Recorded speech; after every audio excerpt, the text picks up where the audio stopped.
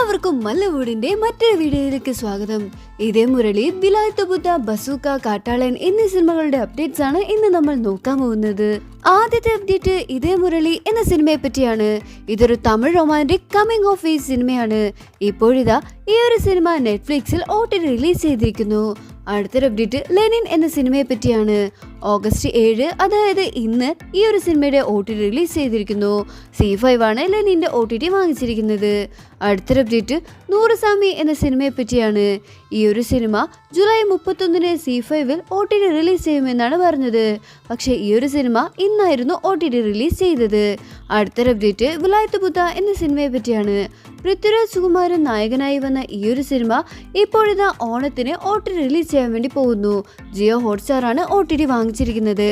അടുത്തൊരു അപ്ഡേറ്റ് ഓ സുകുമാരി എന്ന സിനിമയെ പറ്റിയാണ്. ഇതൊരു തെലുങ്ക് റൊമാൻറ്റിക് കോമഡി സിനിമയാണ്.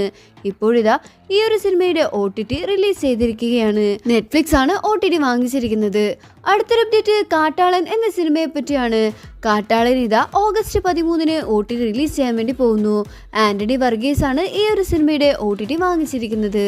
ആന്റണി വർഗീസ് നായകനായി വന്ന ഈ ഒരു സിനിമ മനോരമ മാക്സും സിംപ്ലി സൗത്തുമാണ് OTT വാങ്ങിച്ചിരിക്കുന്നത്. അടുത്തൊരു അപ്ഡേറ്റ് ബസൂക്ക എന്ന സിനിമയെ പറ്റിയാണ്. മമ്മൂട്ടി പ്രധാന വേഷത്തിലെത്തിയ ബസൂക്ക ഓണത്തിന് സ്പെഷ്യലായി OTT റിലീസ് ചെയ്യാൻ വേണ്ടി പോകുന്നു. അവസാനത്തെ അപ്ഡേറ്റ് അനന്തൻ കാട് എന്ന സിനിമയെ പറ്റിയാണ്. ഈ ഒരു സിനിമ ഒരു തമിഴ് സിനിമയാണ്. ഒരു പൊളിറ്റിക്കൽ ഗാങ്സ്റ്റർ സിനിമയാണ് ഇത്.